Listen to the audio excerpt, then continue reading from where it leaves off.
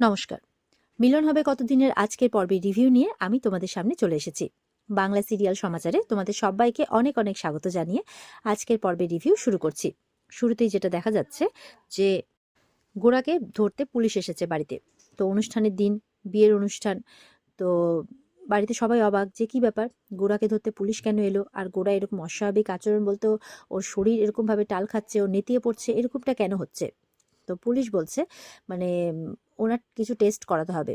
তখন বলছে কেন আপনারা হঠাৎ করে এখানে এসছেন ওকে ধরতে, আবার বলছেন টেস্ট করাতে হবে, কেন কেন আমাদের খুলে বলুন। বলছে জানতে পারবেন, সব জানতে পারবেন। তখন গোড়াকে নিয়ে যাচ্ছে আর কি। তো টানতে টানতে গোড়াকে নিয়ে যাচ্ছে। তো পরিবারের লোকজন বাধা দিচ্ছে, গোড়ার মা, সংযুক্তা সবাই বলছে ওকে এইভাবে নিয়ে যাবেন না। দাদু বলছে ওকে কেন নিয়ে যাচ্ছেন আপনারা। গোড়ার বাবা বলছে আপনারা এবার ক্লিয়ার করে বলবেন। তো বলছে যে উনি ওনাকে দেখে বুঝতে পারছেন না যে উনি নেশা করে আছেন। তখন মেঘনা বলছে অসম্ভব, আমরা ভালো করে জানি যে দাদা আজকে কোনো নেশা করেনি। ও টেস্ট করলেও আপনারা কোনো অ্যালকোহল ওর শরীরে পাবেন না।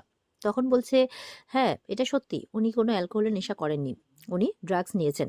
এটা শুনে তো সবাই অবাক। ভাইগুলো বলছে যে না না, এটা হতেই পারে না, কোনো মতেই সম্ভব নয়।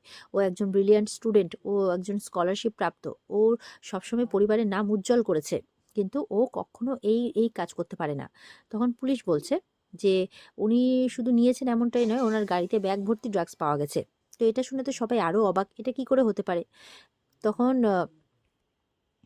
মৈনাকের মা নাটক করে বলছে ও হয়তো খুব টায়ার্ড আছে, আসলে সকাল থেকে কিছু খায়নি ছেলেটা, ওই জন্য হতে পারে। তো বলছে না। কিছুক্ষণের মধ্যে গোড়াকে ওখানে নিয়ে আনা হয়, আর এসে খবর দিচ্ছে রেজাল্ট পজিটিভ, মানে শরীরে ড্রাগস আছে। তো বাড়ির লোকজন তো শুনে অবাক যে না, গোড়া তো এমনটা করতে পারে না। এবার মৈনাকের মায়ের আরো নাটক শুরু হয়ে গেছে।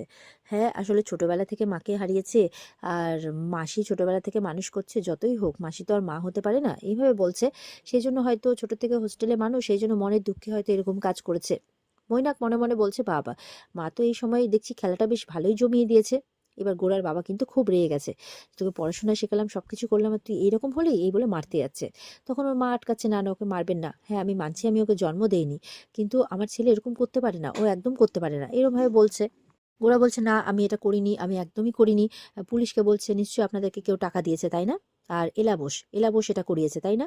তখন এলার বোন বলছে যে আমাদের নুন আনতে পান্তা ফুরোয়, আমরা এটা কেন করতে যাব, আশ্চর্য তো। এলা বলছে আমাদের ক্ষমতাই বা কতটুকু, এটা আমরা করিনি। এলা তখন মনে মনে বলে ও আচ্ছা, ইনি ওনার মা নন, মাসি, এই জন্যই উনি ওনার সাথে এরকম ব্যবহার করেন, মানে রেগে রেগে থাকেন সবসময়। এলা তো বলছে বিশ্বাস করুন অফিসার, উনি এই কাজ করেননি, হ্যাঁ উনি জেদি একরোখা, কিন্তু উনি এই কাজ করতে পারেন না, ওনাকে ফাঁসানো হয়েছে, হ্যাঁ তবে সেই মানুষটা আমি নই। মৈনাক বলছে এই পরিবারের ছেলেরা কখনো এরকম কাজ করেনি, তো গোরা কি করে করতে পারে। গোরার বাবা বলছে ও করতেই পারে, কারণ ও হচ্ছে এই পরিবারের কলঙ্ক। তো গোরার বাবা বলছে এতদিন আমি চেয়েছিলাম যে এলার সাথে তার বিয়ে হোক, কিন্তু এখন আমি চাইছি যে এই মেয়েটার জীবন যাতে নষ্ট হয়ে না যায়, এই কুলাঙ্গারকে বিয়ে করে বাবা তুমি এটা হতে দিও না। তো বলছে তার চেয়ে ওকে নিয়ে যাক পুলিশ, ওর শাস্তি হওয়া দরকার, আমার ওকে নিজের ছেলে বলতেও ঘেন্না লাগছে, এরকম ভাবে বলছে। তখন ওর মা বারণ করছে না না তুমি এইভাবে বলো না, এইভাবে বলো না। তখন বাড়ির আরেকজন সদস্য বলছে যে দেখছি আমরা ভেতর থেকে কোনো কিছু করা যায় কিনা।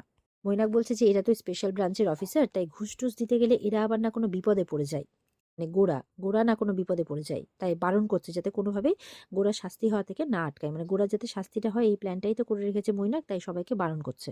তো কোজাগরি বলছে যে দাদা কিছু একটা করো, কিছু একটা করো, বলে না এবার আমরা ওকে নিয়ে যাক, এটাই আমরা দেখবো। ও নিজের জীবন বলছে আমরা সবাই ওকে শাস্তি পেতেই দেখবো, ও শাস্তি হওয়াটা খুব জরুরি। বলছে ও একটা জানোয়ারে পরিণত হয়েছে, তাই ওর শাস্তি হতেই হবে।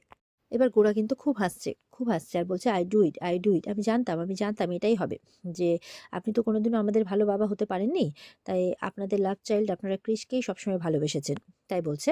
আর পুলিশকে বলছে আমাকে নিয়ে চলুন অফিসার, আমাকে নিয়ে চলুন। এবার তো গোরাকে ধরে নিয়ে চলে যায়। আর দাদু বলছে যে না না আমার গোরা এটা করতে পারে না, আমি ওকে এই শিক্ষায় বড় করিনি, এই বলে উনি অসুস্থ হয়ে পড়েন আর বসে পড়েন। তখন তো ওনাকে সবাই সামলাচ্ছে। আর এদিকে মানে ঐশী ভাবছে যাক বাবা, একজন রাক্ষর লোকের সাথে আমার দিদির বিয়ে হচ্ছিল আর আমি হিংসে করছিলাম, না বাবা আমার মৈনাকের চেয়ে অনেক ভালো। আর তখন এলাকে বলছে যে ওকে তো তুলে নিয়ে চলে গেল তোর হবু স্বামীকে, তাহলে কি তোর এবারেও বিয়েটা হলো না, সত্যি তোর কপাল খুব খারাপ রে। আর এলা কিন্তু এইসব ব্যাপার ভাবছে না, এলা সমানে ভাবছে এটা কি করে হলো। এবার খুব করে ভাবছে, কারণ এলা কিন্তু বাইরে গাড়িতে একজন ওয়েটারকে কিছু একটা করতে দেখেছিল। তাই আরেকজন ওয়েটারকে জিজ্ঞাসা করছে, আচ্ছা আপনার সাথে আরেকজন ওয়েটার ছিল না যে হাতে করে কি ধরেছিল? বলে হ্যাঁ পরিমল। বলে হ্যাঁ হ্যাঁ, সে কোথায়? বলে সে তো বেরিয়ে গেছে। বলে কেন, কোথায় বেরিয়ে গেছে? বলে তার তো বেরিয়ে যাওয়ারই কথা, সে ড্রেস চেঞ্জ করে বেরিয়ে পড়েছে। তখন বলছে নীরা চলে আয়। এই বলে এবার পেছন করবে তার। আর ওদিকে মৈনাক ভাবছে কি ব্যাপার, হঠাৎ করে পরিমলের খোঁজ করছে কেন? তো পেছন পেছন মৈনাকও বেরোয়।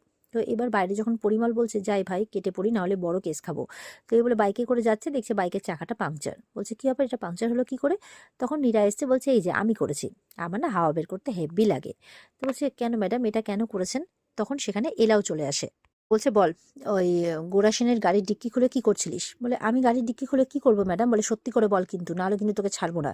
তো আমতা আমতা করতে করতে সে নীরাকে ধাক্কা মেরে পালিয়ে যায়। তো নীরা বলছে দিদি পালিয়ে গেল, পালিয়ে গেল, ওকে ধরতে হবে।